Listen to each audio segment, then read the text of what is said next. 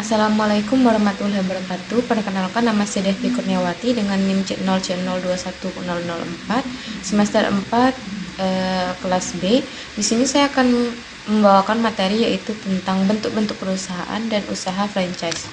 Adapun daftar isinya yaitu yang pertama pengertian perusahaan, yang kedua bentuk-bentuk perusahaan serta kelebihan dan kekurangannya, yang ketiga bisnis franchise, yang keempat ada keuntungan dan kerugian dari bisnis franchise. Yang pertama itu ada pengertian perusahaan. Perusahaan adalah suatu bentuk organisasi yang melakukan berbagai kegiatan untuk mencapai tujuan yang telah ditetapkan sebelumnya. Dari pengertian secara umum ini, kita dapat mendefinisikan perusahaan sebagai tempat di mana terjadi kegiatan produksi barang atau jasa untuk kemudian dijual ke masyarakat. Tujuan dari didirikannya perusahaan adalah untuk memperoleh keuntungan atau laba dari menghasilkan sesuatu yang dapat diberikan manfaat bagi banyak orang. Manfaat yang ditawarkan yaitu melalui barang atau jasa menjadi solusi bagi perusahaan yang dihadapi masyarakat. Yang kedua itu ada bentuk-bentuk perusahaan serta kelebihan dan kekurangannya. Di sini ada jenis-jenis usaha yang berdasarkan atau berbadan hukum. Yang pertama itu ada perseroan terbatas atau PT.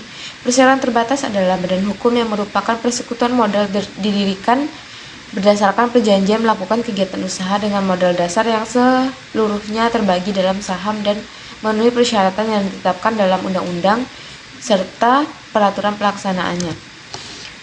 Adapun kelebihan dan kekurangan dari PT ini, yang pertama ada kelebihan yaitu pemegang saham memiliki tanggung jawab yang serta terdapat utang perusahaan sebagaimana jumlah modal yang telah disetorkan. Yang kedua, saham dapat diperjualbelikan sehingga apabila terdapat kekurangan modal untuk ekspansi usaha, perusahaan dapat menjual sahamnya. Yang ketiga, jika pemilik perusahaan menemukan manajemen perusahaan tidak baik, maka pemilik dapat mengganti manajemen tersebut dengan menerima upah. Adapun kekurangannya juga dari PT yaitu PT dalam pendiriannya memiliki syarat-syarat yang lebih rumit dibandingkan bentuk badan usaha lainnya. Yang kedua, untuk mendirikan PT juga dibutuhkan akta notaris dan izin khusus usaha tertentu.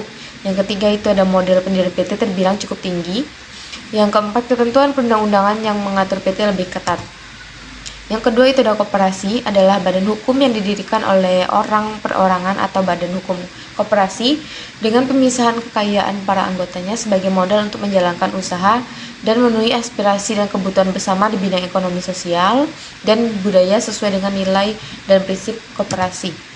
Adapun kelebihan dari koperasi yaitu anggota koperasi sama-sama memiliki hak suara yang setara dalam pengambilan keputusan. Yang kedua, anggota koperasi bisa menjadi produsen sekaligus konsumen. Yang ketiga, pelaksanaannya berdasarkan asas sukarela dan terbuka. Adapun kekurangannya yaitu daya saing koperasi tergolong rendah dibandingkan dengan jenis badan usaha lainnya.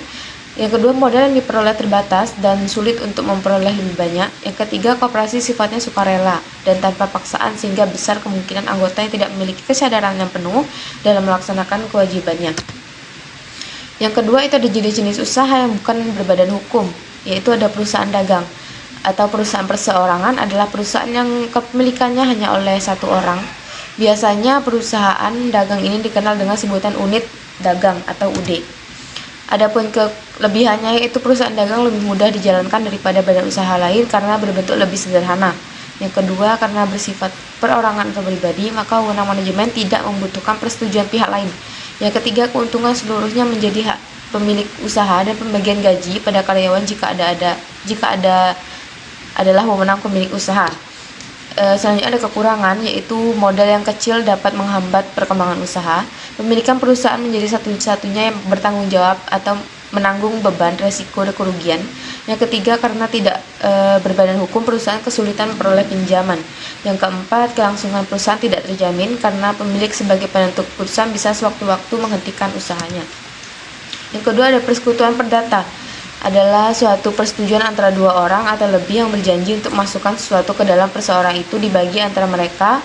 Persekutuan perdata didirikan oleh orang-orang dengan profesi yang sama, misalnya persekutuan akuntan yang didirikan oleh 3 orang akuntan. Adapun kelebihannya, bentuk kemitraan perusahaan perdata merupakan yang paling sederhana dan besar kecil modal tidak ditentukan dengan pasti. Yang ketiga, persekutuan dapat menerima sumbangan dalam bentuk uang maupun non-uang seperti benda atau jasa, juga dalam bentuk tenaga atau keterampilan. Yang ketiga, lapangan kerja tidak dibatasi. Adapun kekurangannya yaitu hak dan kewenangan terkait manajemen harus melalui persetujuan seluruh sekutu yang bersangkutan.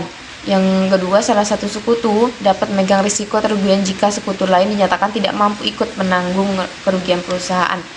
Yang ketiga, jika salah satu pihak melakukan prestasi dan batalkan perjanjian, persekutuan bisa begitu saja bubar dan sehingga kelangsungannya tidak tertentu.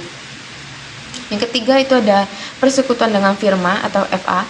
Persekutuan dengan firma adalah persekutuan perdata yang didirikan untuk menjalankan perusahaan dengan nama bersama. Penuturan nama firma diambil dari nama bersama para sekutu, bisa salah satu atau gabungan nama para sekutunya. Adapun kelebihannya yaitu memiliki sistem pembagian kerja yang menjadi pengolahan lebih profesional. Yang kedua, keahlian yang memiliki tiap anggota dapat menjadi faktor penentu untuk memilih pemimpin persekutuan. Yang ketiga, perusahaan dimiliki oleh semua anggota firma dan dikelola bersama oleh semua anggota pula.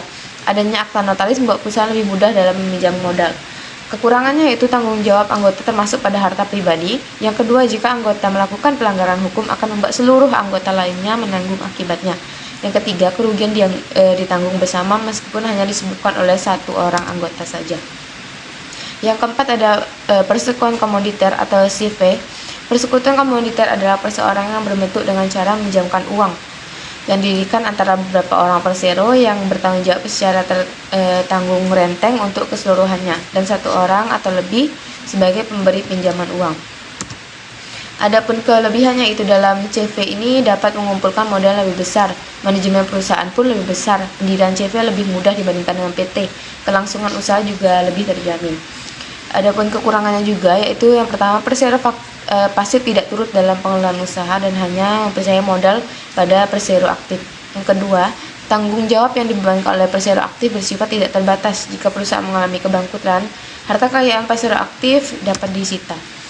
Yang ketiga, ada bisnis franchise. Istilah waralaba dalam bahasa asing disebut dengan franchise. Asal katanya berasal dari bahasa Prancis kuno yang berarti bebas. Sekitar abad pertemuan pemerintah atau bangsawan di Inggris menggunakan franchise untuk memberikan hak khusus seperti untuk mengoperasikan kapal feri atau berburu di tanah milik pemerintah atau bangsawan. Franchise di Indonesia disebut dengan waralaba. Katanya adalah sendiri berasal dari dua kata yaitu wara dan laba. Wara memiliki arti istimewa dan laba berarti keuntungan. Kata waralaba pertama kali dikenal oleh LPPM atau Lembaga Pembinaan dan Pengembangan Manajemen sebagai perdana kata franchise. Pada setiap jenis perjanjian waralaba sekurang-kurangnya harus memuat beberapa unsur diantaranya yaitu adanya dua pihak yaitu franchisor pemberi dan franchise penerima, adanya penawaran dalam wujud paket usaha franchisor, adanya kerja sama dalam bentuk pengelolaan unit usaha antara pihak franchisor dengan franchise, memiliki outlet daripada franchisor, kontrak tertulis dari para pihak. Yang terakhir ada keuntungan dan kerugian dari bisnis franchise. Yang pertama ada keuntungannya adalah bahwa perusahaan tidak harus memiliki biaya pengembangan dan risiko membuka pasar sendiri, karena para waralaba biasa bertanggung jawab antara biaya dan risiko tersebut menetapkan tanggung jawab pada pewaralaba untuk membangun operasi yang menguntungkan secara mungkin.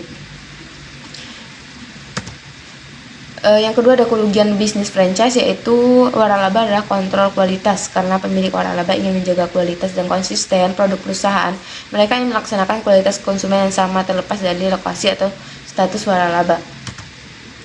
Mungkin cukup itu pemaparan dari saya. Jika ada kesalahan saya mohon maaf. Saya akhiri. Wassalamualaikum warahmatullahi wabarakatuh.